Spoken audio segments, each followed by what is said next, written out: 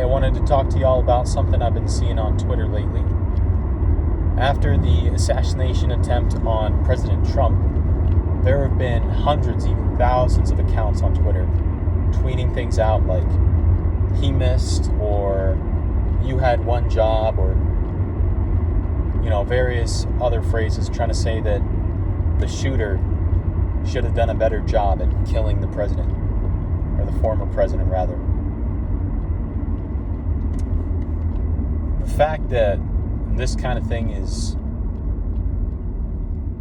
basically just okay in American politics right now is a really bad sign for our country.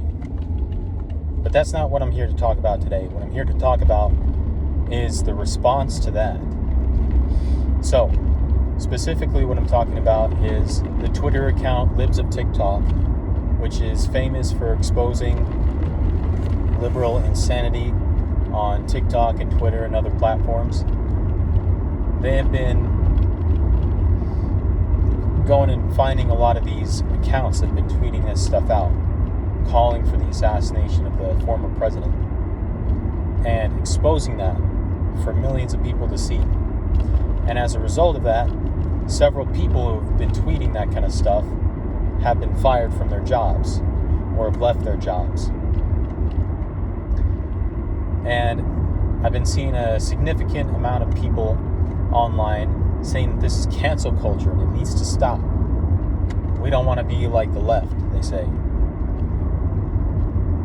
The problem with this is that we're not talking about getting someone fired over a difference of opinion on tax policy or foreign policy or the abortion question or something like that.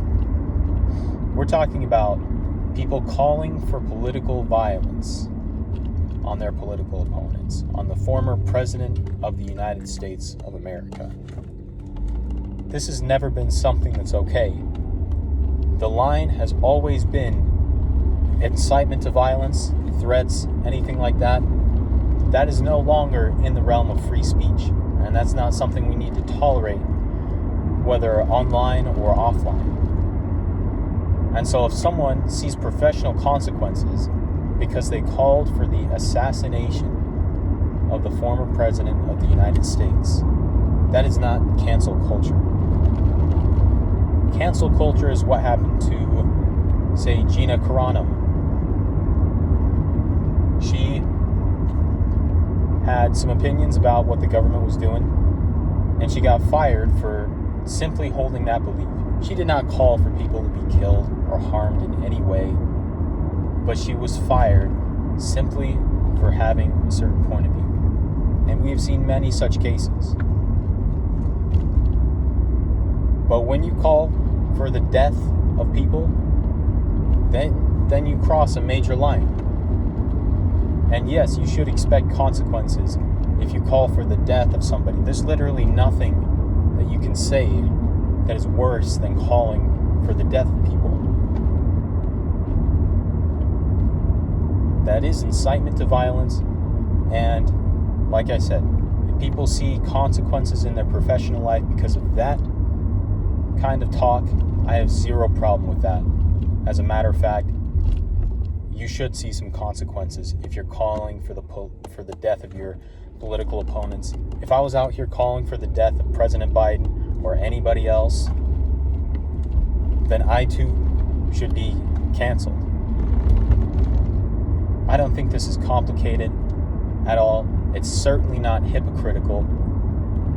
Say whatever you want about whatever policy or you like or don't like a certain candidate, whatever. But when you actually call for violence, when you say there should have been more violence, someone should have died, this kind of stuff, that is crossing a major line, and it cannot be tolerated. That's why I think that anybody accusing people on the right of engaging in cancel culture over this is ridiculous, and they should stop.